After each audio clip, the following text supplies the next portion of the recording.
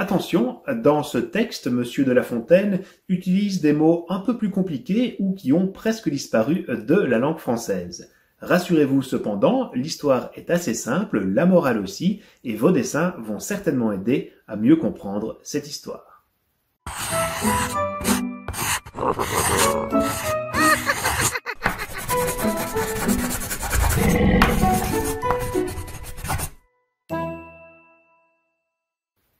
Le chêne et le roseau.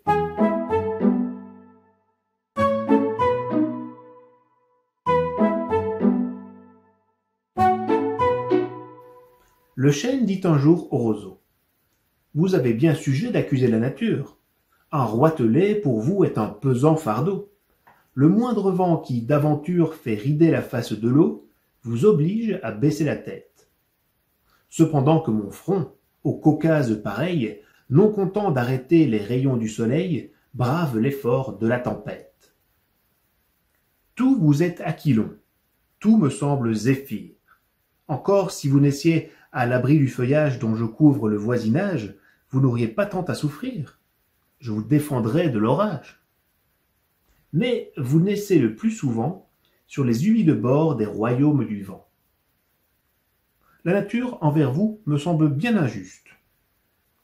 Votre compassion, lui répondit l'arbuste, part d'un bon naturel. Mais quittez ce souci. Les vents me sont moins qu'à vous redoutables. Je plie et ne romps pas. Vous avez jusqu'ici, contre leurs coups épouvantables, résisté sans courber le dos.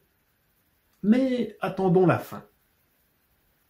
Comme il disait ces mots, du bout de l'horizon accourt avec furie le plus terrible des enfants que le Nord eût porté jusque-là dans ses flancs. L'arbre tient bon, le roseau plie. Le vent redouble ses efforts, et fait si bien qu'il déracine celui de qui la tête au ciel était voisine, et dont les pieds touchaient à l'empire des morts.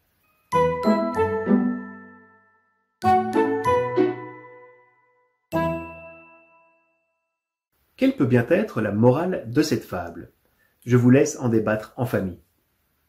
Quoi qu'il en soit, un grand merci pour votre fidélité à la chaîne et pour tous vos dessins qui servent à illustrer nos aventures et nos fables. Pour les prochaines aventures, nous allons avoir besoin de une ferme, un champ et un fermier.